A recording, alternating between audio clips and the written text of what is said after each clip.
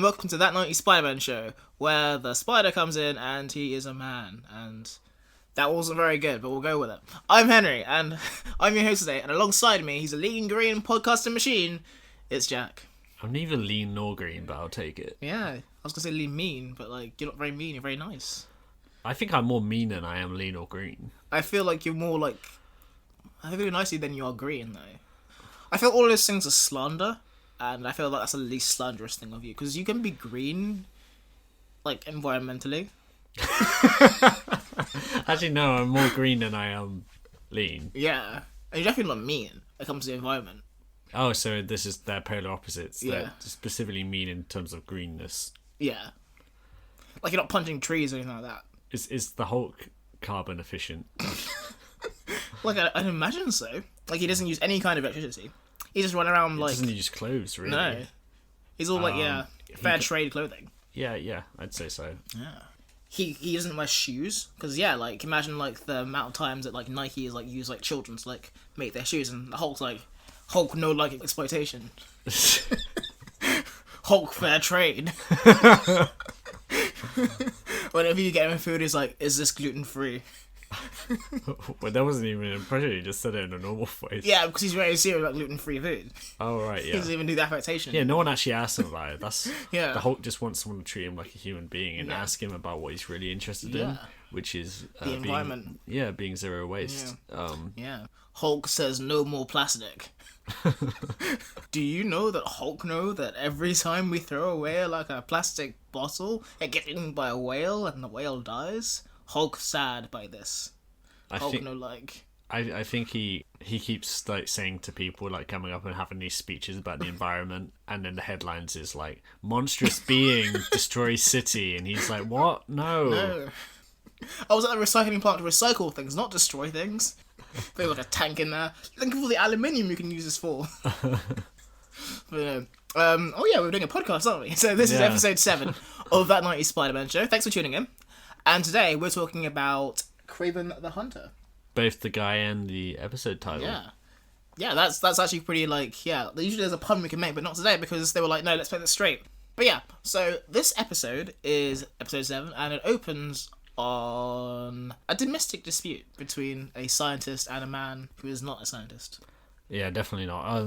We're at the Hardy Foundation. I mean, you jump into it right away. The title card's up, and then you're in this laboratory where there's a guy wearing, or for anyone who doesn't know what Kraven the Hunter looks like, he's a guy wearing like a lion pelt costume and tights, and he's got a bare chest, and bare ankles. For some reason, bare ankles. Yeah, there's a lot of skin on show, but also just like a lot of like fur, and he's got a amazing handlebar mustache. Yeah, he looks a bit like Tony Stark, but like his like flamboyant cousin. Yeah, he looks like an angry, evil Tony Stark, who was also Russian. Was that Russian? Was it meant to be? Yeah. Well, they call him like Sergei, don't they? Yeah. Well, okay. Well, his name is Sergei Kravenov. Ah. In this scene, we're just like throwing it into the middle of him arguing and shouting at this scientist called Dr. Maria Crawford, and he's really volatile, and she's saying some vague stuff about, we need to find you a cure, and he's saying, I need to take you back with me, we got to leave this city, you got to come home with me, and starts accusing her of being with another man. Yeah,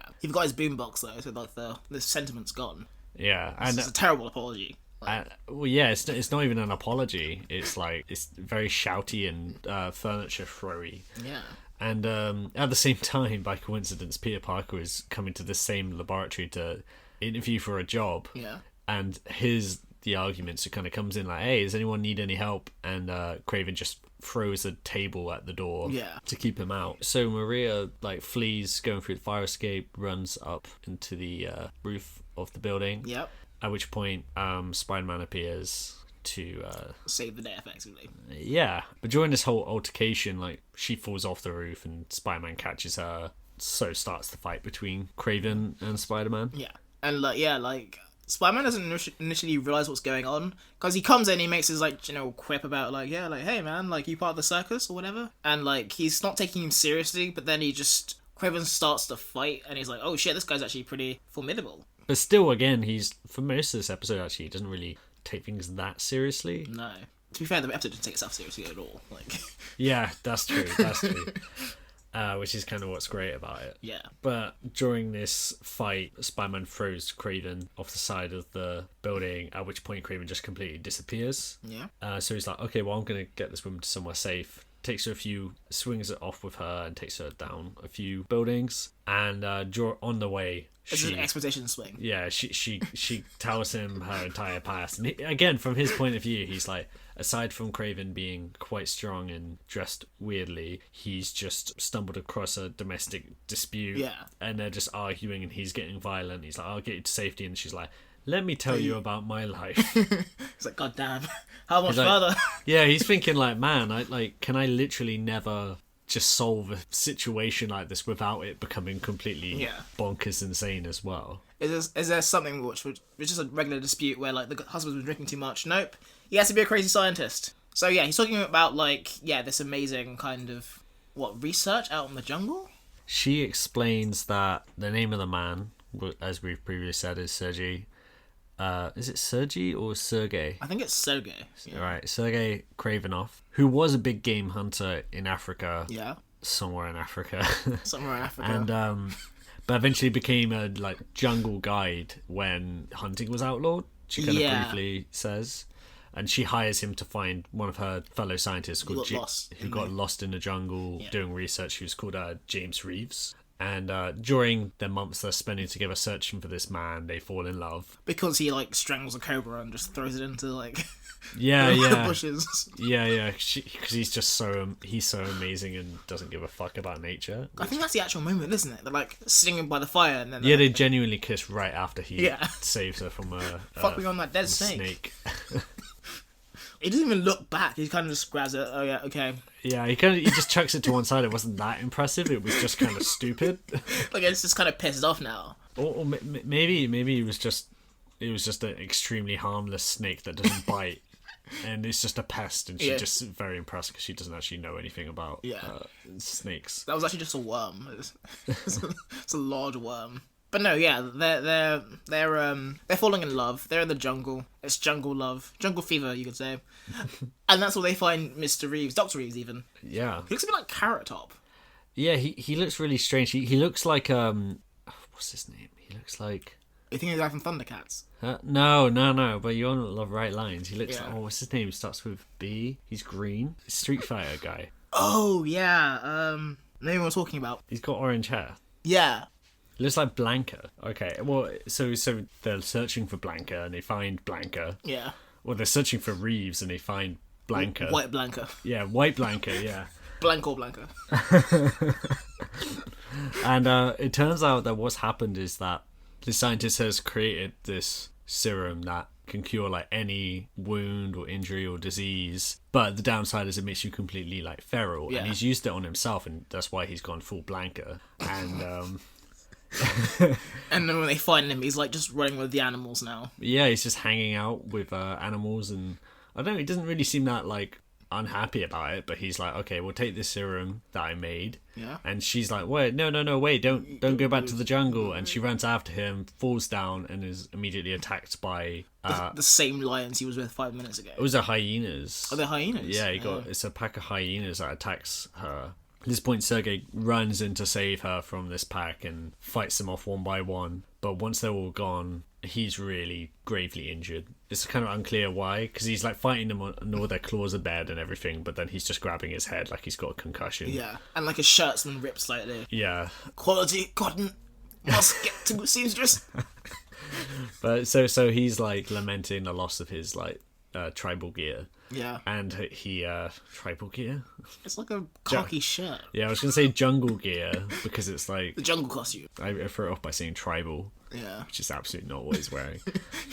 He's wearing one of those those explorer outfits which are really beige. But yeah, it's been ripped open and she just pours it on his chest. Yeah, she realizes I've got no choice but to give him this serum. Yeah. Or not, regardless of the consequences, he's gonna die. So she just pours it all over his chest, and it works, and he's absolutely fine. Until soon enough, he starts acting more feral, starts becoming one with animals, becomes more aggressive. Starts fighting the lions. Yeah, and then makes, I guess, between scenes, makes this kind of lion pelt costume. and starts saying, no, my name is Kraven now. Yeah. I'm a hunter.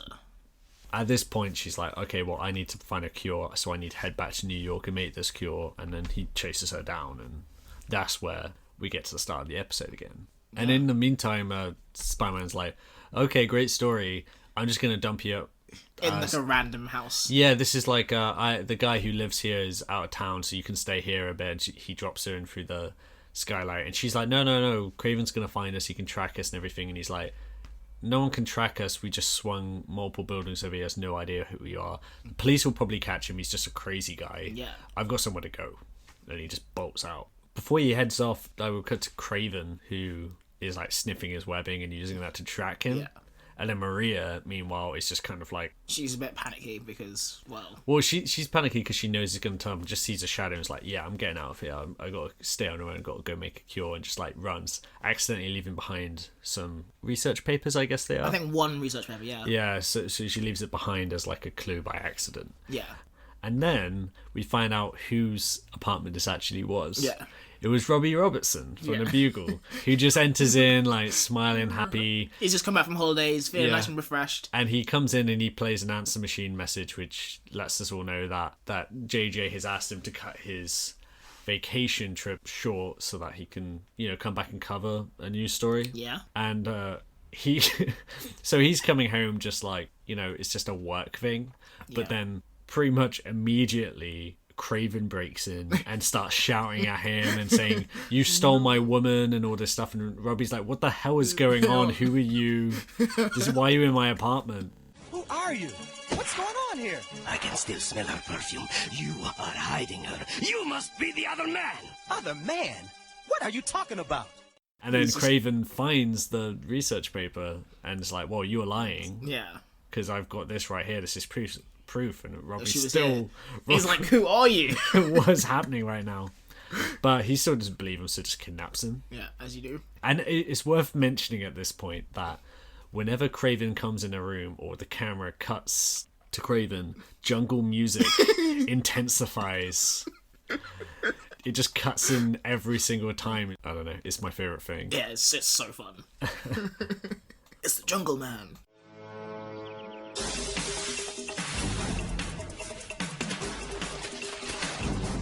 Going with the jungle theme. Which is like all the way through this episode. Yeah, lots of vague jungle stuff happening. But Peter is back at home. He's got a tuxedo on. Yeah, he's getting ready for this big event that he mentioned earlier.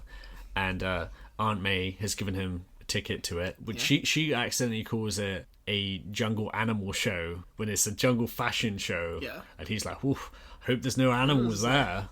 I kind of think she wants him out of the house for some reason. Like, she doesn't really... She kind of like, pushes him out, and he starts talking again, and she just closes the door on him. I think she's still trying to, like, set him up with MJ, because MJ's in this show, and it's surprising he didn't want to go anyway, but he goes along to it, and goes to the backstage to go talk to MJ, just walks in, and sees her getting ready. Yeah. And she tells him, like, you can take me for dinner after this, and he's thinking, oh, okay, everything's looking up Peter Parker. Which he should know by now. That's never going to happen. Yeah, exactly. So he goes into the crowd. So MJ comes up on stage wearing this like leopard print dress thing, which Peter, he kind of elbows his way to the front and then just starts talking to the guys there, going like, yeah, that dress brings out the animal in me, if you know what I mean. And those guys thinking like, this is really weird. Why is this guy saying this to us? Random teenager. Wilfred Brimley's next to him, like, thinking about diabetes. It's pretty great, and So Felicia arrives and makes things even more awkward because Peter's surprised despite the fact it's a Hardy Foundation event and he probably should have known that. Yeah, he kind of fucked up there. Yeah, and he's surprised at that, but she basically suggests that he'd come with her to the after party and fuck, now I've got 2 dates, what do I do? But before he can actually like make any decision about that or say anything, she's just like, see ya. Yeah, and then he doesn't necessarily have to make a decision then, because at that point, that's when Kraven has tracked him down. Obviously, he shows up at the animal party. Yeah, and he comes in, but he runs on stage, right? And he just grabs the mic and just starts immediately shouting nonsensically, Spider-Man, where is he? Show yourself! No, you're here. And everyone Great hunting skills, by the way. and everyone in the crowd is like, oh, this is a nice part of the show or whatever. But I don't know where they'd think where Spider-Man fits in with the theme. Or Yeah. like... Spiders aren't really like a jungle thing. They're just spiders. Yeah, well, Arachnids. especially not Spider-Man, which for them is just like a vigilante who works in their city. It happens to be spider themed. Yeah. And like, to be fair, like Kraven is like taking liberties with the whole like spider thing. Like, it's not really an animal he can hunt, but he's hunting anyway. Like, Yeah, I mean, he's not even like. I guess he's hunting him, isn't he? Because he's just smelling the chemicals, and I guess he's getting high as fuck. He's sniffing his webs and getting really high, and tracking down that smell to Peter Parker, who presumably Peter Parker just reeks of chemicals. Because he's not like the scent of Peter Parker, it's the scent of his web. Yeah, like maybe like no one in New York can smell anything because they were like, all the smell in New York is so overpowering they can't smell the chemicals reeking of Peter Parker. Peter, why are you smelling like a meth lab? Oh, I'm making meth. Yeah, that's a better excuse. At this point, like, Peter runs off, like, oh shit, I've got to take out Kraven now. And he runs away, comes back in as Spider-Man, or at least comes to the window and says, like, hey, Jungle Jim, come up here. And obviously he comes up there. Yeah. But then as he's leaving, he still gets spotted by MJ when he's leaving as Peter Parker. Yeah.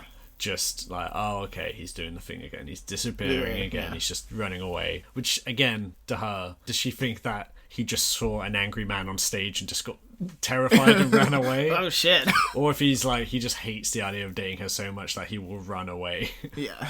He saw her on stage, he's like, oh shit, she looks terrible. I gotta go. She walks off. Yeah, and Spider-Man and Kraven start fighting outside, like on the sort of the front of the building, like on the side of the building. On a little ledge. Yeah, they just fight around a bit, and Kraven ends up sort of falling off the ledge a bit and is hanging on. At which point he gives Spider-Man the threat of, you got to bring Maria to me, or Robbie Robertson will be killed. Your friend dies. And then Spider-Man's like, wait, what? Robbie? And then he just like hands him up his ID card. Like, even while he's hanging off the edge, he's like, oh yeah, I got his ID here, just as little proof. I also have this like voicemail of him being kidnapped, if you want it. Again, he disappears, which makes less sense because Spider-Man's staring right at him, and then he still disappears. Maybe he's just so shocked. He's like, by the time he comes down, he's like, oh, he's gone. Yeah, so Peter's like, of course, blaming himself because this is 100% his fault. It's 150% his fault. He probably should have taken her to the police and not just dropped her off in his friend's apartment. Yeah, even if he's not there, like. Yeah, that's still a bit weird. Yeah, but regardless. We're cutting back to Central Park Zoo, where Kraven is setting up all these traps, and he's talking to Robbie, who's now tied up and in a cage, and is still like, what is happening? What is going on? Who are you? What's going on? And then Kraven keeps saying, oh, you took what was mine. You took my woman. Yeah. There needs to be retribution because this is the way of the jungle. And Robbie's like, this isn't the fucking jungle. This is New York. What are you talking about? Get like hands on some water. You're like, here, drink this. And then like Kraven's like, it is a jungle, the concrete jungle. Yeah, and again, Robbie's like, what is happening? He's so confused. Like, his confusion is the best part of this episode. Yeah. Because it's just every escalating bit, and everyone else in the whole story knows what's going on apart from Robbie. They just don't at any point just explain things to him until like right at the end. He's constantly just like, oh my god, like I've been kidnapped. Oh my god, I'm in a cage. Oh my god. And it's not even like, oh no, Kraven the Hunter's here. That guy we all know about. Yeah. It's just like, oh my god, who is that? It's crazy man in a lion pelt has kidnapped me. Yeah, he showed up in my house. And he thinks I'm sleeping with his wife. He's a poor guy. Like, he had to come home early from his vacation as well. It's having the worst fucking time. Why are all these lions here? Also, is this like an abandoned zoo? There's no security at all. I guess not. Or Kraven just like beat them up or something. I don't know. Meanwhile, Maria's like making her cure, whatever, and Spider-Man tries to track her down but misses her just. So he's like, well, why am I going on Kraven's terms at all? I can just hunt Kraven. Yeah, so he goes. And he sees an advert for the zoo, which gives him the idea, but I got really confused by this advert. It's a really bad advert. Because the advert just says, you belong in the zoo. It's like aggressive marketing. It's not even you belong at the zoo, you belong in the zoo. with like a picture of a lion on it and no other information. That's all you need. Like, I mean, is it saying come to the zoo? I think that's what it's saying. It's like McDonald's had changed their slogan to "You're hungry, eat a burger." Yeah, now. but no, it's like if they changed it to eat a burger or something like that. Yeah. But then they didn't have any McDonald's like text there at all. They didn't have any logo, so you're just like, what? Yeah. I guess I want a burger. It's just an insult going around on the back of a bus, you know? Eat a burger, you fat fuck. No, well, I mean, even the jungle one is an insult because it's just like you belong in the zoo. Yeah, you belong in the zoo. You're an animal. Yeah. You know what? I should go to the zoo. Yeah. Maybe that random slogan is right. Come to the zoo, you piece of shit. Yeah, you fucking prick. Go see the zebras. Yeah. They're so much faster than you'll ever be. Go to the gift shop and spend money, you dumb motherfucker. That's some horrible late capitalism thing. But so he gets this idea right from seeing that and goes, oh well, I guess Kraven belongs in the zoo. yeah, I belong in the zoo. Maybe he doesn't even say, oh, I guess I'll go to the zoo because this marketing is working on me. He was gonna go to like a Burger King or something like that. But no, he said, no, you know what? That's right. I am quite animal themed, aren't I? Yeah. I could go to a zoo.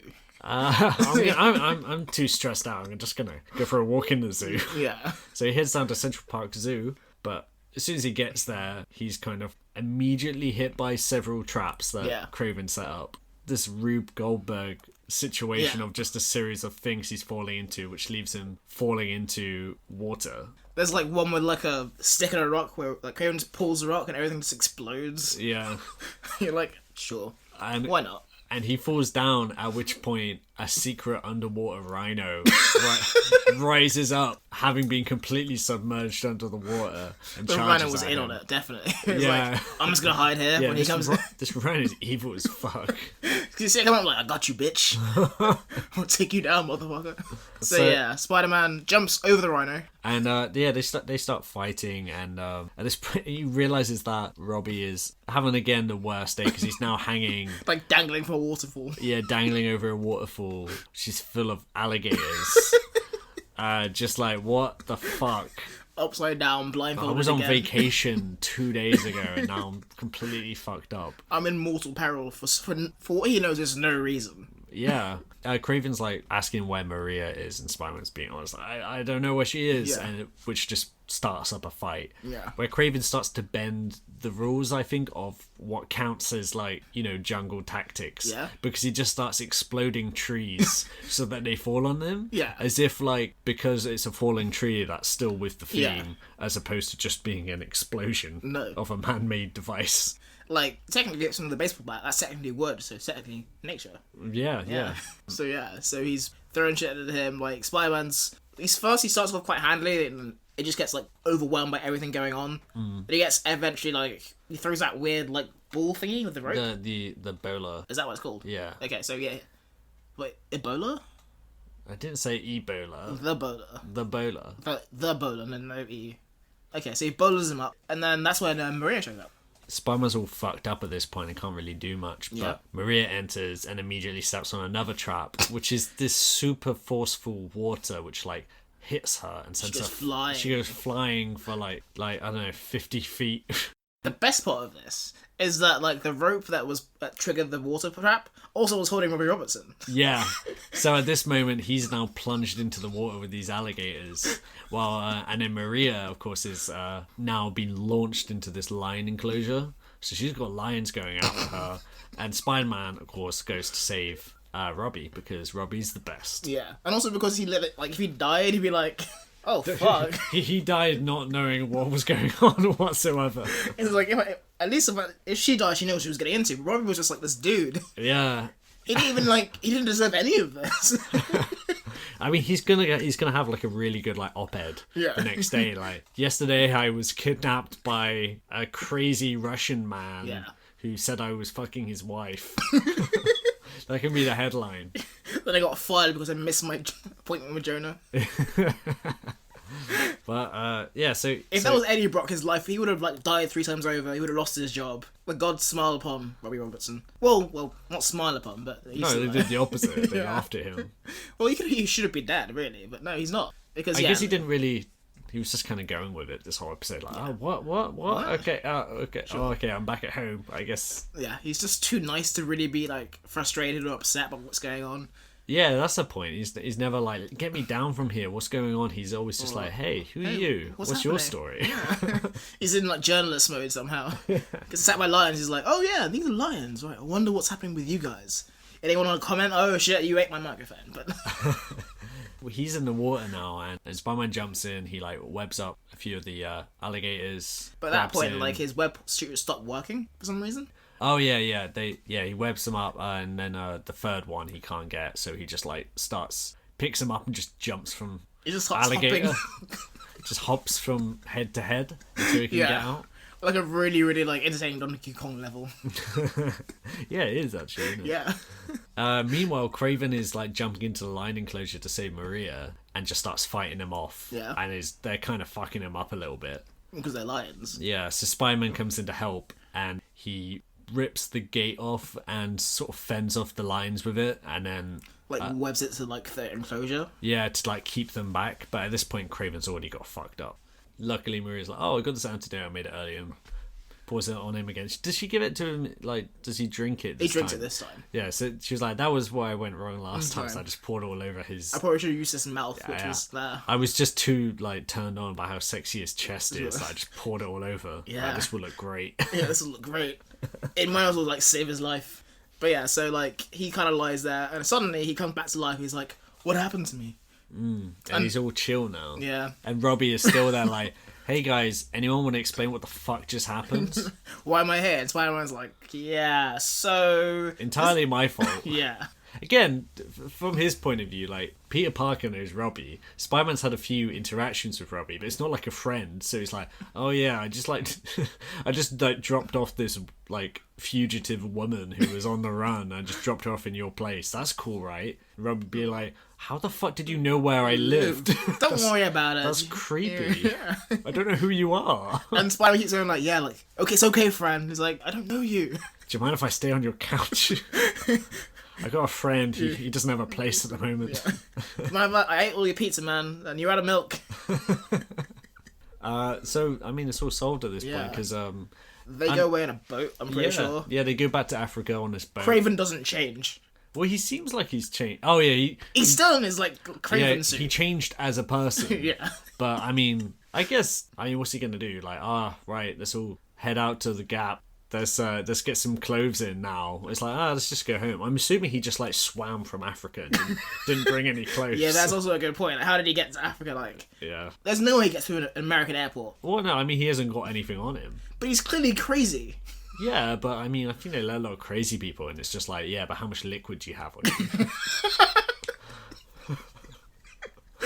You can rant and rave as much as you want, but he's just saying vague like jungle things. Yeah. Yeah, the business or pleasure, sir. I'm here to take back my wife. So, pleasure? I guess you can call it a pleasure. To murder those who come after my wife. Do you have any, like, liquids on you, sir? Like, that's insane. Like, do you reckon if he was brown, he'd be able to get through? Oh, right. Yeah, it'd be a little bit different. It'd be a bit different. I guess that's the moral of the story, is white privilege. White privilege. Of course, like, yeah. So no, he goes back on his boat. He doesn't stop by the Gap because I feel like, yeah, he's living Kraven now. Well, he's going back. He's going back to the same place presumably, so he's more appropriately dressed. Yeah, but not appropriately dressed for being in the jungle, not the continent of Africa. That's like everyone dresses in Africa. I want to make that clear. That's not my opinion. But, so no, they didn't have time for the Gap. Head off on a boat for some reason. Like, it doesn't surprise me that Kraven's not allowed to fly, to be honest. So he's on a boat. Yeah. They got a boat back to Africa, which must take them fucking ages, actually. Yeah. Like, from the east coast of America, that's like a 3-week journey. I don't know. So yeah, they boat back to Africa, and Peter, like, as Spider-Man's like, yeah, Robbie. So I fucked up there. Yeah. No one's told him what's going on still. And again, Peter Parker's personal life is kind of takes the hit there because he's like, but it's not in a really bad way, but it's just like he's just swinging off like, oh, okay, so I helped like repair their relationship, but for me, I had a chance of dating 2 women and it was going really well, now I started with 2 women and now I've got 0 women. Yeah. And one Spider's man. Yeah, one Spider's man. And so yeah, he's on a roof like, yeah, I fucked up. I'm screwed. Yeah, and again, all this looks so bizarre to everyone because Robbie doesn't know what happened to him. Spider-Man actually never really explained things on screen. You can assume he said that off screen. Well, you hope. But he could have just gone like, yeah, my bad, man, and then just like walked away and left Robbie forever confused. On top of a rooftop, probably. And Felicia goes to the after party and just no one turns up. And MJ's like, oh, Peter left. Like 5 minutes after making plans with me, he just like left. And, doesn't show up after all. Yeah, and he comes back and I guess Peter has to go, yeah, I had to go to the bathroom for 12 hours. I had a really bad the craps, man. I just had to shit for 12 hours. Yeah, I mean, again, it's a better excuse. Then I fought like a crazy man in a lion pelt. Yeah, I had to attend to my meth lab. But no, yeah, we don't even get to see what happens. We kind of just get like Peter going like, yeah, my life is fucked, as he swings away sadly. And that's the end of the episode. That's the end of the episode. Penny for your thoughts. Will you please just tell me what's going on here? How did I get involved? I guess you have me to thank for that. So, you know how the other day you were saying about Mysterio and about how he's your favourite villain? I knew this was going to happen. Yeah, I was like, I didn't think about it at all, but like, as soon as like Kraven shows up, I'm like, this guy's my guy. Yeah. Like, he's a crazy man who like, uses animals to fight Spider-Man. Like, Henry's got a thing for careful how you phrase this. Animal-based jokes. I'd say. Okay. Any joke in The Simpsons that's about an animal, Especially dangerous animals. yeah, will floor Henry, and it helps that those jokes are really funny. In Yeah. The Simpsons, but it will be anything, any joke. If you want to make him laugh, then just Talk about like wolves or like... yeah, just anything. So. I was gonna say Kraven was in fits laughing, but no, Henry was in fits laughing. Kraven probably was in fits laughing though. No, but Henry very much enjoyed this episode, and I Yeah. knew that he was going to come out of it like, "Hey, I love Kraven." I do love Kraven. Not as much as like Maria could, but like second to that. I think there's something entertaining about Kraven because, almost like Mysterio, he has like nothing to do with Spider-Man as a concept or as a totem or there's no symbol. thematic point to this. No, it's just completely contrasting, Yeah. which is kind of what a lot of those early Stanley issues were, but like just throwing concepts out the wall and seeing what stuck, and a lot of them did in the end. But Kraven is just a strange idea to like throw out there, and it was just like another guy. Oh, okay, here's this guy who is a hunter who's gonna take down Spider-Man. Yeah. That's good enough, sure, and then it just ends up. Let's do another line of cocaine. Nah. He's a really strange one. But I greatly enjoy like all the ideas. Like I wonder what happens to Dr. Reeves, who just went back to the jungle now. He's just among the jungle people. Yeah, I guess he's just like, I don't know, he's just gonna enter in a fighting tournament. On the street, like. The strangest thing about him is that he's not, as far as I know and as far as I've researched, someone who ever comes up in the comics. Oh, right. But he seems so specific. Like, they gave him, like, a full name, and he's at the origin of Kraven. Yeah. And then he is this animalistic person. He looks like a kind of mix between, like, Tarzan and Blanka. Yeah. And he's hanging out in the forest and is just kind of, like, chill with it. Like, okay, well... It's bad that I got turned feral, but I'm just gonna deal with it. And I'm having a great time. And he doesn't become like Kraven, where he's angry and vicious and like attacking everyone. He's like, no, I'm just gonna go hang out with these wolves. Yeah, this is what I do now. I'm just gonna Mowgli it up. Yeah. I want to see like an episode with him. Or just a whole show with just him fucking with animals. Just like, this is what I do now, I'm the king of the jungle. Yeah, but I don't think he's even fucking with them. He's just like chilling out. Like, you know? yeah, when I say fucking with, it's like hanging out, I guess. Oh, I thought you meant like, you know, like pulling on a monkey tail and like running away or something. I'm sure they have like good natured ribbing between them. Yeah, Like it's workplace banter. It's back and forth. Yeah. Jungle based banter. Well, yeah, like that's what they all say, Mr. Monkey. Oh, well, does he only speaks in grunts at this point, right? But that's like, yeah. But somehow Maria still understood what he was saying. Yeah. I guess he hands her like the serum. She's like, obviously this is a serum, not just urine piss. And he just walks off into like the cave with the lions. The other thing is it's kind of a bit like Simba in a weird way. He looks like Simba. Like the red mane and that kind of thing. Like he's got a very like Simba vibe to him. So he's like his own little Lion King. Well, I just think he's Blanka now. I can't get that out of my head now. I've made that comparison because he's got the same hair. It's just the greenness. This is the greenness. But yeah, like environmentally, he's probably very green because A bit like the Hulk, like no electricity out in the jungle. Yeah, exactly. No carbon emission. Well, like all like the animals, I guess, are pretty big carbon emissions, but like he's not burning coal out there. Yeah, he's got no phone. Yeah, all the communication he used to do was with other lions, anything. But yeah, like he's out in the jungle, and like, the whole through the episode, I was like, this is everything I need. And the cherry on top of that was just the whole Robbie Robertson like thing. Just having his face as he reacts to the stuff. I think with this going for this episode as a whole, there's not really much to pick out in that. Okay, episode is good because of this, or it's bad because of this, and this. But I just enjoyed it because there was just always these interjections of Robbie Robertson being confused, or the jungle music like just entering out of frame, and then Kraven appears. Just Kraven doing weird stuff. It's just such a bizarre story, and they seem to like, rather than go for a great effort to make this like a grounded storyline where Spider-Man learned a really important lesson or anything, it was just like, okay, Spider-Man's trying to live his life, some crazy shit happened to him and it ruined his day, and that was it. They're leaning into the chaos. Yeah, well, which kind of makes it really entertaining. Because in previous episodes, even with Mysterio, there was like a lesson of like, oh yeah, I have to be better. But here, like, Spider-Man, like, he fucks up on quite a few levels here. Yeah. Like, he doesn't learn anything.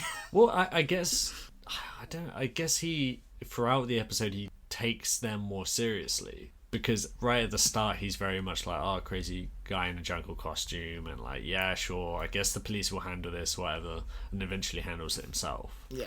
But that's the only real arc of any. And I guess like the Robbie Robertson stuff, where he's like, I put this man in danger for no reason. Yeah. But he doesn't even apologise for it. Yeah, I think the lesson he learned was not to just drop off people at Robbie's apartment anymore. Yeah. Like, the man is a saint, but you will kill him one day. Yeah. Maybe just phone ahead before you do it next time. Yeah, no, so like, he probably learned that lesson. And probably, like a lot about how to deal with people in domestic situations, where you just don't leave them in people's apartments randomly. But to be fair, it's a really nice apartment, so if you're gonna like take like a fugitive there, it's got a skylight. Yeah, that's pretty cool. It's pretty nifty. What's that gonna cost you in New York? Yeah, like Robbie's salary must be off the charts at the Bugle. Just yeah, I guess he's raking in the money at Bugle. Yeah. Back when print journalism was still a thing. Back when it was still alive instead of rapidly dying. Uh-huh. But yeah, like maybe that's part of the job though. Like you come in a bit early from your vacation, you get kidnapped by a jungle man. It's part of like the contract, you know. Like the Bugle's probably not liable for this. Yeah, and what happens to like the thing he was meant to cover? Like that just didn't get covered. Well, I guess the story of being kidnapped by a crazy man and taken to the zoo is like more, you know, that's more front page material. But it's probably less believable. Like if you're J. Jonah Jameson and like Robbie comes in, I'm sure there's CCTV footage. Okay, I hope so. I mean, they got have CCTV at a zoo, right? There was no security at the zoo. He was just like wrangling up lions, like nobody's business. I'm sure they're all tied up somewhere. Yeah, I hope so. And how long has he been there as well? Like, that's another question I have to ask. Like, who? Kraven. Like, he's been like living in the zoo, right? Yeah, but I think all this happened in like the same night. So he took over a zoo. Well, no, because he like Peter saves him, saves Maria, and is like, yeah, I've got to go to an event. Then he goes to an event, and then Kraven crashes that event, and then says, you got to come to find this place. He's got to. So in one night, he has to find his estranged like girlfriend, track her down to Robbie Robertson's house, kidnap that dude, bring him to that lair in the zoo, then go back to the event. Yeah. And then fight Spider-Man for a bit, take his business card out, Robbie's business card out even, go back to the zoo, set up all these traps. That's at least 8 hours worth of work? I don't know. Well, I mean, we're presuming that wherever this event is, it's like a 5-minute walk from Central Park Zoo, because it would only not make sense if it's like in between all these things he has to get on the tube for like it's a hail a taxi 55 minutes. Yeah. The zoo, please. It's 2 a.m. Just go to the zoo. I have things to do. No matter the kidnapped man I have with me. Or just sprinting. Just carrying him on the shoulder. Oh yeah, shit, he's got Robbie as well. How is he getting that? Like, logistically, I don't want to think about it, but I imagine that's a great story as well. It's a busy evening, you know? But no, yeah, so, Spider-Man doesn't learn anything, but I reckon next episode he's going to get a bit of, retribution for what's happened, because he's shut the bed quite a lot. Yeah, probably. Yeah. And this is the first time we get, sort of the colliding of worlds between MJ and Felicia, although they don't have any sort of interaction with each other or even notice that Peter has something going on with the other one. It's the first time where those kind of come together, because all the other episodes were kind of alternating. Yeah. Where one episode would have Felicia as a side story, and the next one would MJ as a side story. Yeah. So that seems like it's going somewhere. Yeah. Which is also interesting because you think like they don't have that same pressure when you're in this episodic Saturday morning cartoon thing. You don't need to slowly build stuff, but it seems like they are a little bit. Yeah, it's kind of escalating.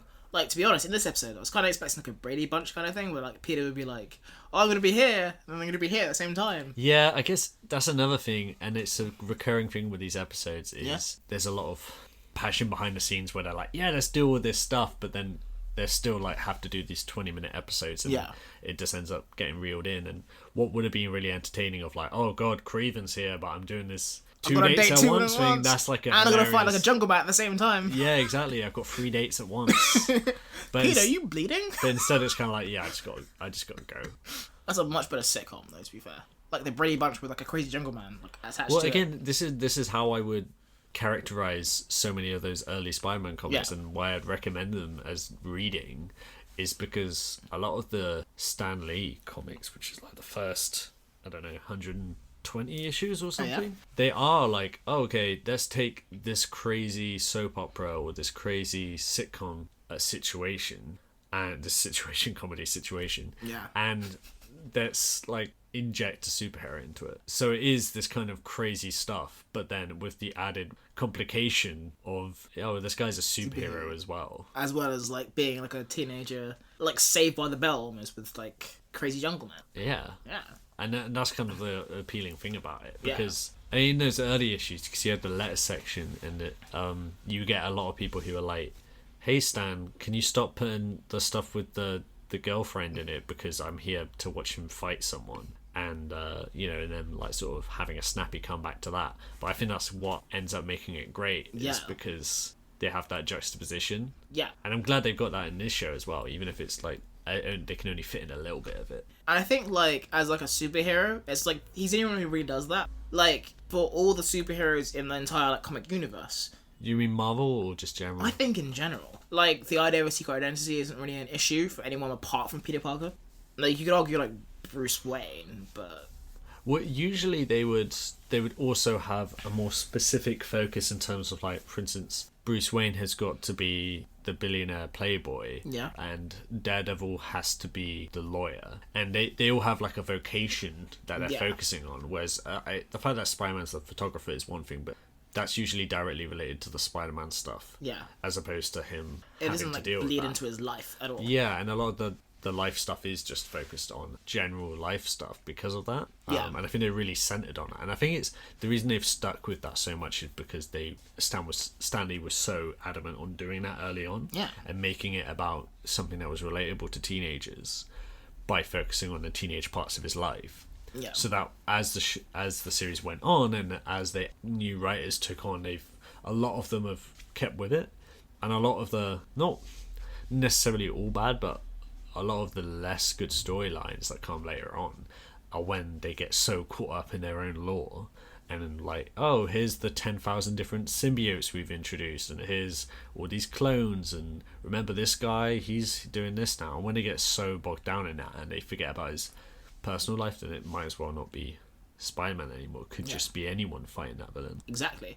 And I think that's what makes it kind of like Spider-Man to this day is like still the highest grossing like comic book character out there.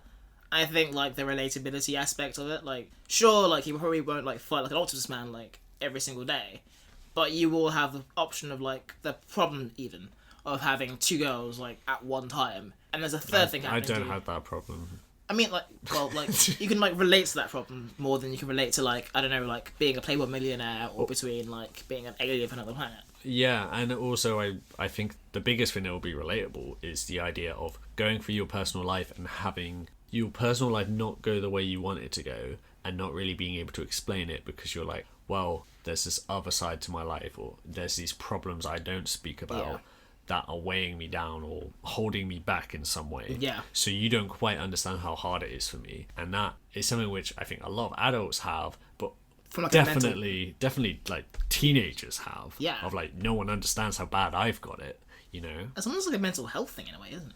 Yeah, I can see it being read in that way, and there's a lot to relate to in that, and that's why I think it kind of, even the more cliched aspects of Spider-Man can kind of work with that, and that's why I love when they zero in on that. It's why I like those first two Raimi movies. They really zero in on that because those movies are focused on Peter Parker the person rather than the superhero part. Yeah, and just his like personal life, like struggling to hold up this like extra like heroic side of his life as well. Like his life is hard enough as it is, even without the fact that he has to like save the city from like one dude or the other for something that he's not going to ever get praise for as Peter Parker. He might get it a little bit as Spider-Man, most of the time not. Probably not, no. But if he ever did, it would be thank to Spider-Man for this, whereas he goes back and he's still like missed class or whatever. I think in that way, Spider-Man's unique as a superhero in that way. Even today. There's not many characters out there who kind of depend that much on the secret identity. Saying all that, yeah, the original comic from which Kraven emerged actually doesn't really focus that much on Peter Parker. Really? No. I mean, it has aspects to it, but it's proper sidelined for the plot, actually. Okay. Which I was kind of expecting this episode to be one of the ones like with Mysterio or Scorpion, where they went with the comic book storyline, but it's actually quite different. Okay. The only real similarity is that a guy called Kraven the Hunter comes to New York and fights Spider-Man, and that's pretty much it. Okay. For one thing, Maria isn't in the story. Okay. And she is in Spider-Man comics, but she doesn't turn up into Amazing Spider-Man 209. Okay. And when does Kraven show up? He shows up in The Amazing Spider-Man 15. Oh, shit. So he's still really early. He's still in the Stan Lee days and everything, but she's like this separate character. And I think there's more to her storyline that comes up in this show and will come up in that issue as well. Okay. But so she's not there, and James Reeves isn't there, and because of that, there's not really the background storyline of Kraven is all just alluded to. Okay. And he's a much different character, and one I actually kind of prefer. Really? Because he's got the same sort of basic thing of being a crazy guy who wants to hunt Spider-Man. Yeah, but in this episode, he's not really wanting to hunt Spider-Man. It's just like that's a means to an end. He wants to get his woman back. He wants to fuck. Yeah. and he will fuck up Robbie Robertson. He will do whatever he can to Robbie Robertson to get that end. Yeah. Whereas like in the comic, it's more from the basis of a challenge. I'm gonna hunt the spider. Yeah. And is Robbie Robertson in the original comic as well? He's not in this comic. I mean, he's introduced at this point. Well, actually, no, he's not even introduced at this point. Really? Robbie comes in slightly later. All the Bugle stuff early on is just J. Jonah Jameson's there, and Betty Brant is there as a receptionist. There's a secretary who leaves a little bit later, and Ned Leeds as a reporter who I think will turn up later in this show. But there's no Robbie until later, until maybe even like nearer to issue 100. When it gets a bit later, I guess when they hit the 70s. Okay. When it hit the 1970s. And then he becomes like a huge feature of it because he's constantly standing in the way between of JJ and his crazy schemes. He's like reining him in a bit. The weirdest thing as well in this one is that J. Jonah Jameson, you would think this is prime material for JJ to go nuts on, and he's actually completely normal in this issue. Like he's actually like quite sane. But I'll go through the recap of this one. The issue starts off in a way you probably wouldn't expect. I don't know if you know about this connection, but I have no idea. But Spider-Man's just attacking some bank robbers who they've robbed a bank. Now they're going back to their headquarters. He comes in, there's 4 guys. He takes them out and he webs up 3 of them. And he's like, wait, I thought there were 4 of you. That's weird. The 4th guy runs out into the alley, sprays a chemical over himself that changes the colour of his suit, and then whips out an extendable cane and then starts like walking like he's an old man. Yeah. And Spider-Man sees him and goes, oh yeah, I thought there was another guy, but that's just an old man there. Leaves him. This guy goes back to his hideout, pulls off his mask. It's the Chameleon. Oh no. Who is one of these bank robbers. Oh no. And this is the first time you see the Chameleon since The Amazing Spider-Man issue 1, where he was the first ever Spider-Man villain, not counting Uncle Ben's murderer, which I don't think counts as a supervillain. Just a regular old murderer. Yeah. So Chameleon coming back to his place, he's like, fucking Spider-Man. Like I got caught by him last time, and it for those who don't know, because he hasn't shown up in this cartoon, yeah. Chameleon is a guy who can like take on anyone's identity. Yeah. And it's a bit different how they do him in this show when he does come up, but in the comic he just like wears like latex masks and has loads of gadgets. He's a master of disguise. He's a master of disguise, and he's also Russian. So it's all like a lot of these Russian bad guys because it was the 60s. It was the 60s, yeah. So he's kind of lamenting the fact that, Spider-Man got me last time and he got me deported back to Russia. And he's like, now I'm back to do more crime, and then I get this bank robbery and I don't get any money from it because Spider-Man fucked it up again. And he's like, last time Spider-Man kicked my ass, so I definitely need help on this one. Yeah. So he goes, I've got an idea. I'll call my old friend, Kraven the Hunter. Oh my god. Who's also Russian, so he's just like, yeah, my Russian friend. They later on revealed that Kraven and Chameleon, whose name, I think he's called Dimitri. Yeah. They're half-brothers. But this doesn't come up in the first issue. It's just like, oh, my old friend. They're definitely estranged. If they're like friends or brothers that are estranged, like it must have been a last resort. Like Chameleon's not gonna like bring it up for anything. Like I think he hates hanging out with him. He must hate hanging out. I think they don't have the best of relationships, but I think they only ever hang out because they're like, well, we both want to kill this one 16-year-old boy. Yeah. And like Kraven's all like, yeah, I want to bathe in his blood and dance in his like innards, and like Chameleon's like, fuck, dude, Jesus. Yeah, every time. Calm the fuck down. Calm the fuck down. That's what I would love to see Kraven in live action in a sort of team environment, in a Sinister Six environment, and see him with other villains who are ridiculous, being like, why is this guy here? This guy is actually just genuinely a crazy person. Yeah, which again, if they were gonna do that, Drew Goddard was gonna make a Sinister Six movie. Yeah. Back when they were doing The Amazing Spider-Man 2, and it did sound kind of dumb, but I think Drew Goddard might have pulled it off, and a Sinister Six movie could have been fun with that kind of dynamic of Kraven the Hunter being there and getting shit talked by Sandman or whatever. Yeah. Like Electro comes in and you got this one guy who's just like, he's eating a rat. Where did he get a rat from? Why is he eating it? Fucking hell, Kraven, get with the program. It's like sniffing shit, and he's like, why did you bring him here, Chameleon? Well, Chameleon's got a good reason for bringing him in this story, because he calls him the most dangerous stalker on Earth. Which, taken one way is fine, and another way is slightly weirder. Both ways accurate. Well, he's more of a dangerous stalker in the episode, because he's actually stalking his ex-girlfriend. Yeah. She's got a restraining order from this man. Yeah, and in this, he's called in by the Chameleon, and back in the Bugle, JJ comes in. He's like, come on, Betty, Peter, everyone, let's go. We're going down to the pier. Kraven the Hunter's coming. And everyone's like, what's going on? Who is this guy? Who the fuck is that guy? And JJ is just like, yeah, he's coming from Africa, and describes him as he's trapped and defeated every type of beast that lives single-handed. Hold on, how does JJ know this guy? I'm assuming in this case it's more of this guy's a famous hunter guy from Africa, but like in real life, not everyone would know that information of some crazy wildlife guy. And he's just like, okay, well, we've got a tip that he's coming in again through a boat, because that's how they just arrive this point in time. And he just gets off the boat in full costume and walking down, and as he's doing it, everyone's like shouting at him, but they're shouting like compliments at him. Oh, I thought they were heckling him. No, it's like women are fawning over him. And as he's coming in, it's like, oh, isn't he handsome? Is one thing, and then the other one guy goes, actually, I say guy, they don't show who it is, but I'm gonna pretend it's a guy now. Yeah. So big, so powerful, so rugged looking. And then you're gonna like this. By coincidence, a crate breaks open, releasing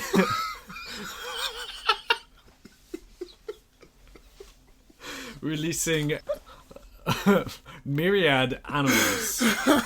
Oh no, the animal crate broke open. What were we gonna do? It was like suspended from a crane. I guess they came in at the same time as Kraven for some reason. Maybe they were for the zoo, I don't know. But this crate breaks open, and it seems like in this same crate is snakes and gorillas.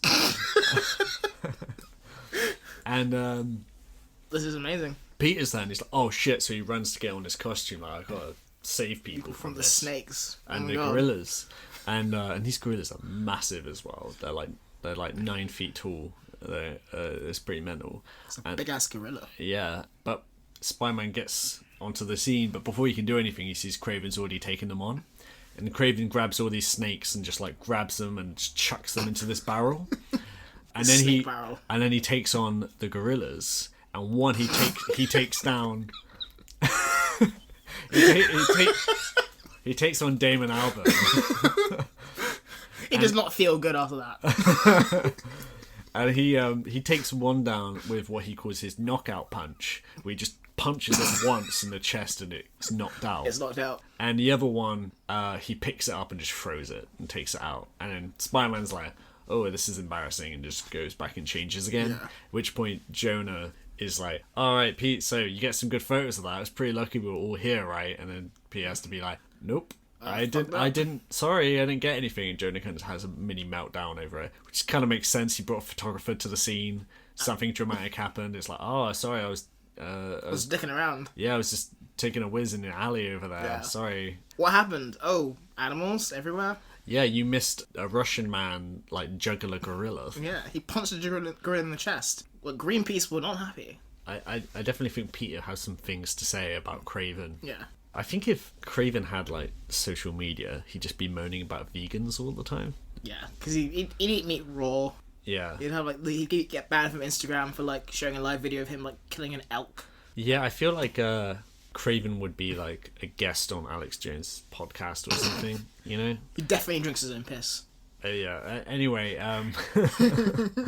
he's like selling his own vitality stuff on Alex Jones' podcast. Get destroy his Kraven the Hunter with these male vitality pills.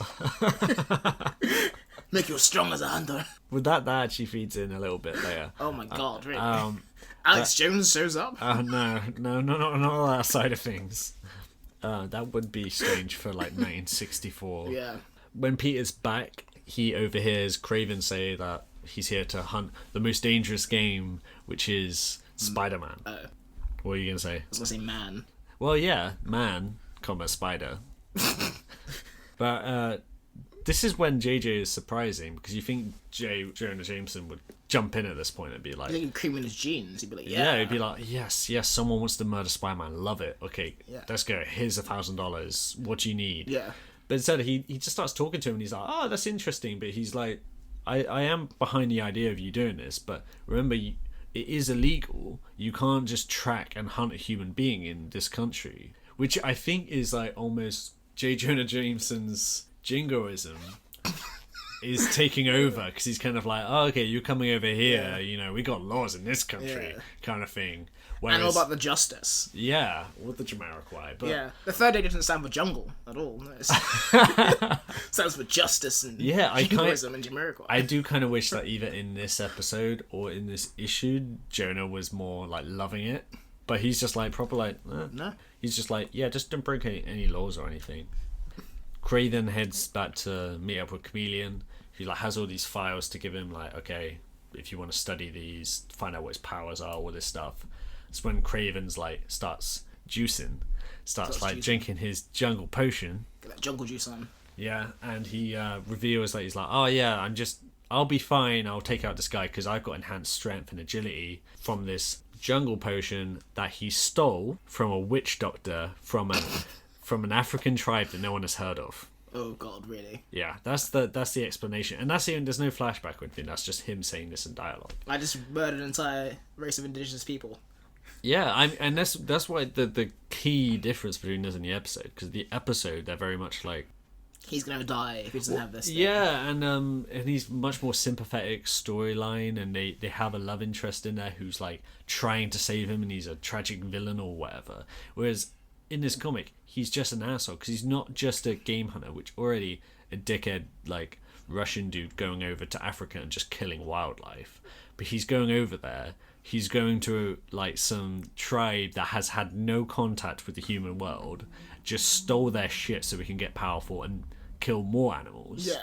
This guy's a huge asshole, and then someone says, hey, I don't like this guy, can you come over and kill him? And he's like, yeah, sure, I'll kill a human being. Why not? He is a huge dick. He's a piece of shit. He has like no redeeming qualities, and I kind of like that part of him in this, because he's still got the ridiculous side, but he's also just a horrible man as well. He's a crazy asshole. Yeah, but he meets up with Chameleon, he drinks his potion, which he says gives him strength and speed and the ability to stop the charge of a bull elephant in one punch.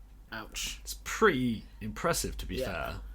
I mean, but also means he tested that out and he punched an elephant in the face. I mean, he's probably done that many times. He's probably not tried to like provoke it so it charges at him first. Yeah. Because he's like, a still elephant is no problem, but like a charging elephant, that elephant is crippled. Probably just shouted at it until it like came over. Yeah, he's like, fuck you, elephant, like throwing rocks at it and stuff like that until it comes over.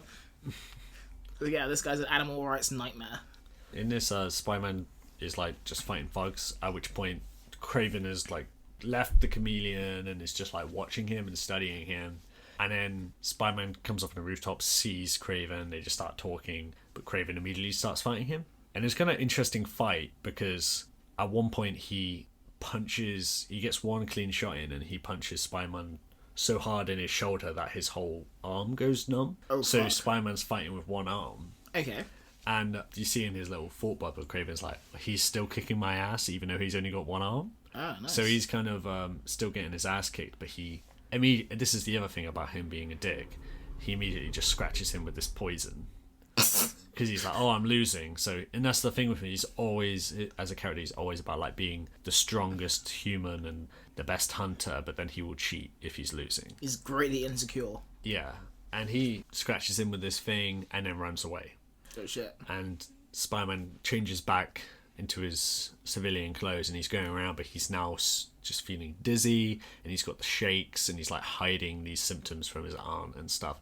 And this, interestingly enough, is when he's talking to his aunt, that's when the first mention of Mary Jane comes up, which is like, oh, you should meet our neighbor's daughter, and tries to set him up. And this is in 15, so there's like 27 issues, maybe 37, until she actually, like, they face-to-face meet. But that's the first mention there, and he's kind of trying to hide all these symptoms, and then he goes to work and sees, like, this is a bit unclear, this bit, but Jonah and Kraven have some kind of meeting. But Jonah, again, just says, hey, don't break any laws.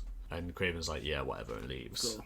Try and stop me. And Spider-Man's like, okay, I'm just going to follow this guy because he's going to keep coming at me. So he places like a tracer on him and follows him to Central Park. Oh, no. But not Central Park Zoo. Just Central Park. Just Central Park. Yeah, there's no like Henry baiting animal jokes in there. Oh. Oh, at least, well, you got your animals at the start. I got my snakes, yeah. Yeah, you got your snakes and your knockout punch gorillas. Why would you put snakes and gorillas in the same crate? That's just a bad idea. Yeah, so they were so happy to be let out. Yeah. Those gorillas should be like, I thought they'd be dead by the time. If you tried that in real life, those gorillas would be dead. Yeah. Like, I have so many questions about the animal crate, but that can come later. Here's when we get a twist, because he's following him to Central Park. Yeah. Just watching Kraven go on his night stroll. Spider-Man's stealth sneaking behind him. And then we see Spider-Man follow him in. And it's a trap, because... It's a trap. As he follows Kraven through the park, he's followed by... The chameleon? Kraven.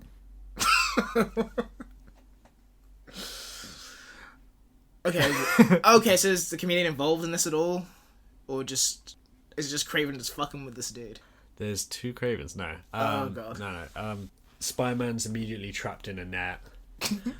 And he gets out of the net and he's like, okay, I got to fight. And he sees two Kravens. He's like, what the hell is going on? And one of them starts playing a, air quotes, jungle drum. Oh, for fuck's sake. And then Spider-Man's like, oh, of course, the jungle drum to confuse your opponent when you're fighting. Because he's like, immediately like, oh, that makes sense. This is all perfectly above board. That's very strategic. So there's one Kraven who's like playing the drums while they fight. And then Kraven like gets this, again, not like hunting weaponry. He gets two bracelets that he attaches to Spider-Man's ankle and wrist. Yeah. Which are magnetized. So he's kind of just like magnetized to his own like hand and to leg. It's very much like the thing used in Captain America, the Winter Soldier, in the elevator fight, where he has like a magnet thing and he's fighting it off while they're fighting them. It's that kind of thing. So he's trying to fight him with his like arm and leg stuck together. That must fucking hurt, Jesus. Yeah. He manages to get away. He webs it up so that magnetism doesn't work. Sure. Yeah, sure. I mean, it's a made-up chemical, so they can say it does that. Now he's got rid of that. He's like, he sees one Kraven and dives at it and takes it out, and then the mask comes off and it's the chameleon. Yeah. In disguise. So then he starts going after the real Kraven. But what Kraven doesn't know at this point is that there's a tracer on him. So he's like, okay, I'm gonna hide and like, take Spider-Man by surprise. But he's just Spider-Man keeps turning on his, like, what's it called? The spider spotlight thing that's on his belt. Oh, the crotch light. Yeah, the crotch light. Which... Call back to episode 1. all those years ago in episode 1. What good times. Anyway. But he's just shining this light on him, and then Kraven runs away and hides, and then he does it again. He does it like 6 times, and never at any point tells him he's got a tracer on him, just so Kraven gets like freaked out, like, oh, this guy's a better hunter than me. Yeah. He runs away, and he runs into a big web between 2 trees that Spider-Man set up. So he's all caught up, and then Spider-Man waits until the police arrive. Now they've got Chameleon and Kraven in custody. Yeah, and before he goes, he manages to get a few shots in so he can sell them to Jonah. Yeah. And then he goes to Jonah, who is so pleased with it, he's like, I'm going to give you a bonus. Betty, get the milk chocolate bar out of the safe. Which Peter's pretty happy with. He gets chocolate and money. Yeah, and then both Kraven and Chameleon are deported. Going back to the gulag. Yeah. And Spider-Man like sits on the pier and just watches them. Watches the sunset as they're deported. Takes a bite of chocolate. Yeah. And that's the end of that one. Oh, so that's a really nice happy ending for Peter Parker for once. Yeah, exactly. And also, what happened to the poison? Like, is he still poisoned? Oh yeah, during the fight he starts to recover, and then he makes a line about, oh, it turns out rigorous exercise was all it needed to get out of my system. Oh. I mean, they don't call it poison. They call it like sort of, I don't know, jungle dart or whatever. Yeah. I don't know, but it's something to just like fuck with his senses. But okay. He works it off. Okay, I guess if Spider-Man is super resilient and stuff like that. Yeah, and he just like, I don't know, sweated it out. Yeah, I guess. Yeah. Eat some chocolate. Watch the deportation in the sunlight. How great. Deportation in the sunlight. How romantic. Yeah. If only you could take Mary Jane. Watch these Russian men get sent to a gulag. Yeah. But yeah, so a happy day for the 60s. 2 Russian men were sent home. Like 100,000 Americans back at home cheered. Not with that specific number, but that number did a cheer. Yeah, I think when Chameleon first turned up as well, he was like an agent for Russia. Yeah. In that first issue, I think. But in this one, he was just like, he's just robbing banks. He got deported and he just came back and was like, I'm just going to steal from banks. There's something about New York, I guess. They really want to be there. Yeah. And I'm sure Kraven's going to come back in a later episode of this of I'd the be 90 surprised show. If he didn't, yeah, but then they've got to give him a reason to, because they kind of concluded this story. Whereas in the comic, it's like, well, he can come back because he hates Spider-Man, he wants to hunt him, and he hasn't really changed as a person. But here, he's kind of like been cured. He's got his he's getting laid now, and like he's in Africa doing his thing. Yeah. There's no reason for him to really come back. Yeah, exactly. Unless somehow maybe he just relapses. He just takes the jungle potion again. Yeah, maybe he gets another jungle potion. The same thing happens. Maybe it's a new jungle potion. Maybe he actually goes and steals some shit from a witch doctor again. Yeah. So maybe that's just coming, like the whole colonialism from Kraven the Hunter. Because I don't know. Maybe they just get divorced and it's just post-divorce stress. He can't afford the alimony payments. He has to rob banks. He does look like a guy going through a crisis, doesn't he? Yeah, he's going through some shit. Imagine going through divorce proceedings and he goes to the custody battle and this guy shows up I want half of everything. I'll fight your lawyers to the death. So we'll hold you in contempt if you don't stop. Oh, he's thrown the judge. I'll have custody of the strongest child. The strongest child. Quickly, children, fight. Throws a knife in the centre. They're 2 months old. What are you doing? They can't crawl yet. One will learn. Or they will both die. There's a little baby cub in there as well. This guy's crazy. Never again do I get in the middle of a lover's spat. Stick a fork in me. I'm done. One thing I wanted to ask you. Yeah. And this is especially interesting given that now you bring up Mysterio earlier, because I'm assuming you were saying that. For me, I'm always well, I don't think Mysterio is the best villain, but my heart's with him. I love Mysterio. He's a hilarious, interesting character to me. And Kraven's the one for you in that respect. Yeah, definitely. So now I want to find out what you think of the fact that there's going to be a Kraven the Hunter movie. For the listeners listening to this, I'm kind of looking unimpressed right now. What? Do you not know? I thought we were doing Morbius. Yeah. Wait, who's playing Kraven? They haven't announced it exactly. Oh my god. But I mean, this is one of these things that Sony, Yeah. they've been struggling with the Spider-Man license and trying to figure it out for a while. Yeah. They had their bad showing with Spider-Man 3, so they decided to reboot, probably too early because everyone was kind of sick, but they were going to lose the rights. So they had to make something up. So they did Amazing Spider-Man. That wasn't that well liked. And then they did Amazing Spider-Man 2, which was a clusterfuck. It was very not well liked. But also, it was a movie which was definitely trying to set up a Spider-Man cinematic universe, which super failed. Like so most cinematic universes. Yeah, exactly. So they then ended up making a deal with Disney where they allowed Spider-Man to appear in all these MCU movies, and his solo movie would be in the MCU and would be made by Marvel Studios, but would be distributed by Sony. So it's still, they're getting a Spider-Man movie out there, but they're losing a little bit of money and someone else is making it for them. Yeah. But then it's kind of one of those things, is Avengers movies going to get more people in because Spider-Man's in it. Yeah. And those Spider-Man movies are going to get more people on because Iron Man's going to turn up or whatever. Yeah.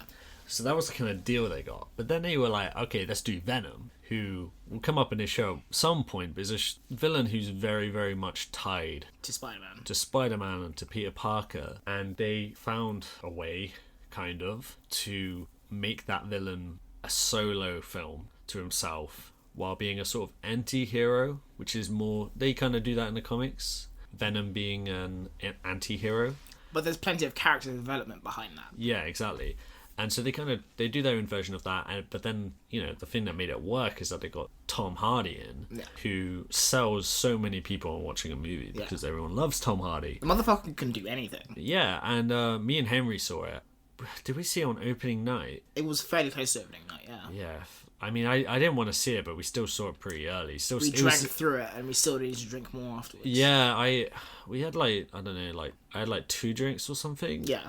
And I wish I'd had 10. I needed to be blackout drunk for this. Yeah, but I got I felt hungover after the movie anyway. I just was not a fan, and Tom Hardy was entertaining in parts because he went off the rails with it, but it wasn't. It wasn't competently made. Like, a lot of it was terrible and incomprehensible. But one of the big things that people got out of it, I feel, was that people were like, this movie is dumb, but that's why we love it. Like, it's stupid and it's goofy, but so many people were like, oh, it's so bad, it's good. I had such a fun time watching this movie. But even a lot of them were kind of not really like, we want this to have a sequel and everything. We need more of these, because we don't. But then it made loads of money. And it made loads of money in China. How much did it make in the end? Compared to something like, I don't know, Aquaman, which made $1 billion or something worldwide. At a budget of 100 million, which I don't think is especially big for these kind of movies. Yeah, especially a superhero movie. Yeah, it got 855 million. That's pretty fucking good. That's really good, and that's better than a lot of the MCU entries as well. It did really well, and a lot of that was, it did really well in China. Yeah, because there's no black people in that movie. Yeah, maybe, but it did make a lot of money, and now they've announced a sequel, and also all their plans for a cinematic Spider-Man universe can now sort of go ahead. And they also made Into the Spider-Verse. Into the Spider-Verse, a few months later, that came out, which was genuinely incredible. Actually quite good. Yeah, an incredible movie that came out. Also made loads of money, and Sony are in a better place than they were before, because with the Spider-Man property before, they were underperforming and they were losing money every quarter, and they were not doing well, which is why it looked like they were going to maybe just sell the Spider-Man rights entirely. But now they've had all these wins, so they're moving forward with all their stuff, and this is the lengthiest prelude to the fact that now they're going to do more films based off Spider-Man villains. Yeah. Without the context of Spider-Man. And so they put in Morbius, who I believe first appears in a Spider-Man comic. I'm not sure if he appears anywhere before that. But he ends up eventually getting his own series. But he's just a guy who undergoes a treatment for an illness and accidentally makes himself a vampire. So he's kind of almost like a science fiction vampire.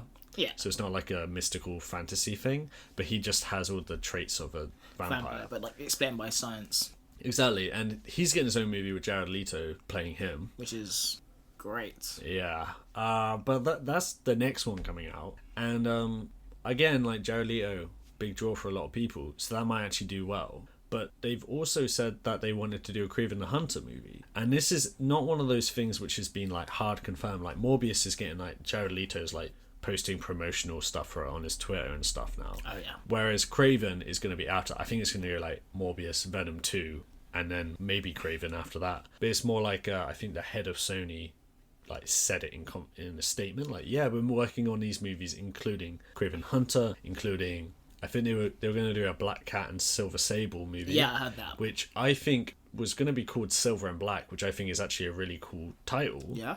But now they've decided that those are going to be two separate movies, which is, again, not a great idea. No. But, yeah, it seems like they're going to be doing a Kraven the Hunter movie, which, from everything we've discussed here, Kraven has, like, one big storyline. Which is Kraven's Lost Hunt? Yeah, that's the big famous one, and it's this dark story where he is basically like, this is my last hunt, I'm going to take Spider-Man down. So he defeats Spider-Man, he buries him alive, and then he dresses up as Spider-Man and defeats an enemy that Spider-Man couldn't defeat or failed to defeat once to prove that he's better.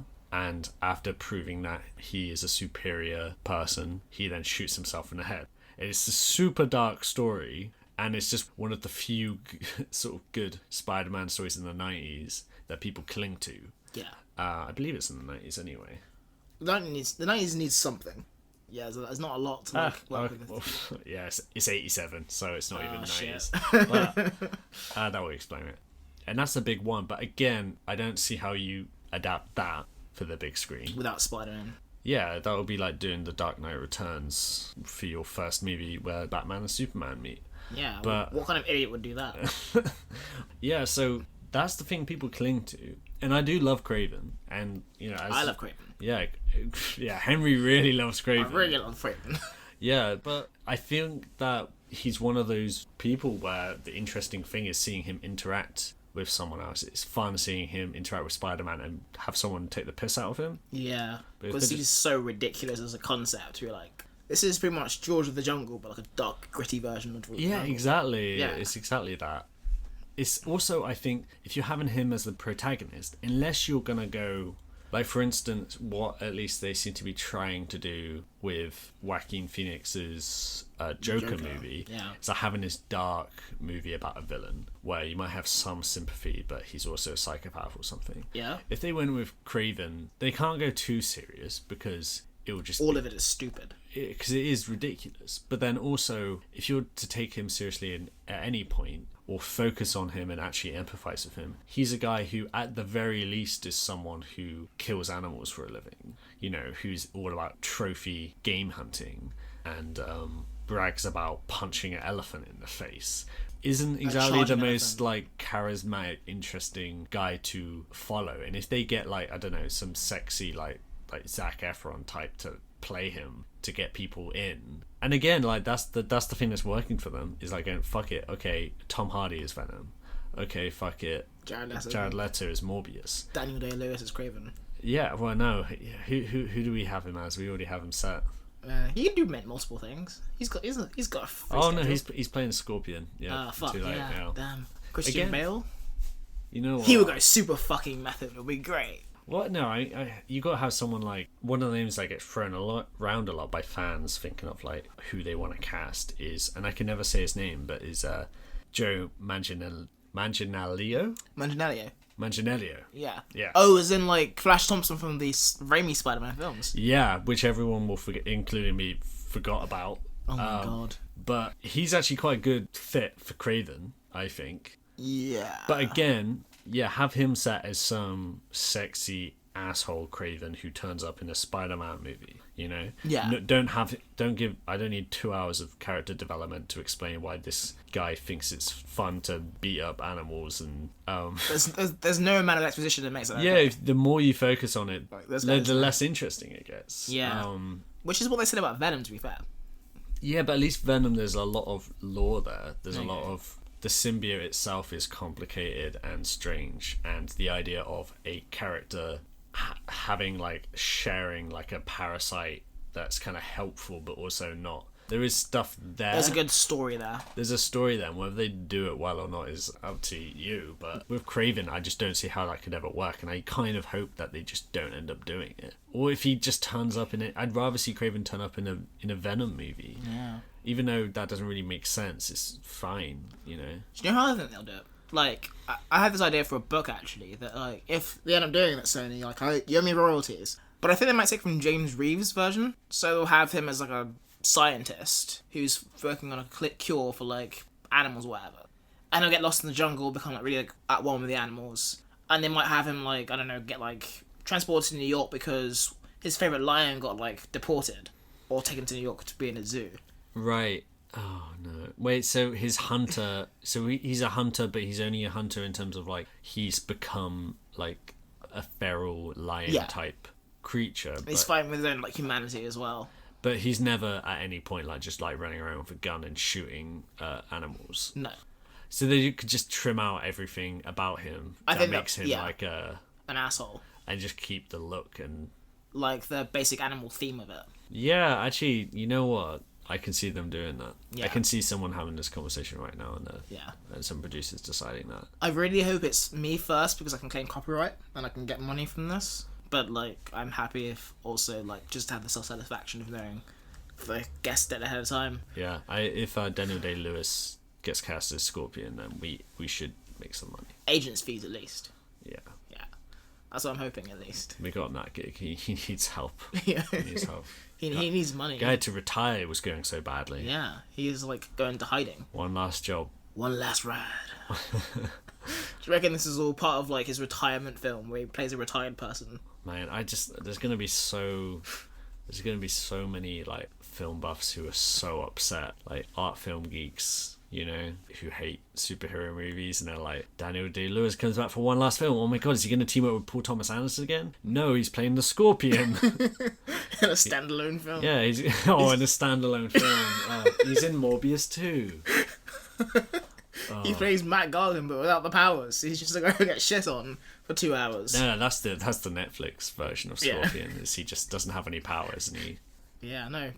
But yeah. In terms of this episode, I think we're like, yeah, we're pretty much there. So yeah, like that was episode 7 of That 90s Spider-Man show, and yeah, what did we learn from this episode? Like Spider-Man, I learned nothing. I learned don't be Robbie Robertson at any point in your life because but sometimes everyone has to. Someone has to. Yeah, some days you just gotta be Robbie Robertson. You're just having your morning coffee, and then you're just attacked by a wild jungle man. I think that's something we can all like kind of take away from this. Mm-hmm. So yeah, whenever you come back early from vacation, maybe especially don't stay at home. That's the end of episode 7 of That 90s Spider-Man show. I hope you've enjoyed it. Thanks for tuning in. Please follow us on our various social medias. Yeah, all the links for all that stuff will be below. Fantastic. There's also show notes stuff. I mean, we've got a description in the iTunes description, Spotify description, wherever you're watching this on. Viewing. Well, you can be watching like word. In your mind, like ear watching. But you could be watching a blank phone screen. Yeah. Assuming you're not doing anything else, you're just kind of sitting watching your phone as you listen to this podcast. Yeah, that's what I do. Just do you not do that? Yeah. Yeah, just crouched in the dark in the corner. Yeah. Yeah. Anyway, if you go to the description, there'll be a link to go to the blog, which will actually have like a full episode description, because there's times in this when we talk about the comic or something where we'll refer to things, so there'll be images and stuff like that and a bit more context. Links to our Twitter will be there as well, and our email, and yeah, please subscribe to this and keep listening and re-listen and review and give the most amount of stars it lets you. Don't give 1 star, give 5 stars. Please give us 5 stars, as many stars as possible. And yeah, if you're enjoying, if you have any questions or anything like that, please let us know via social media /email. We'll be happy to ignore your emails, but it's nice to know that you care. But yeah, that's the end of episode 7. Thank you for tuning in. Please go about your lives. No, seriously, please go about your lives. Don't sit here watching your phone.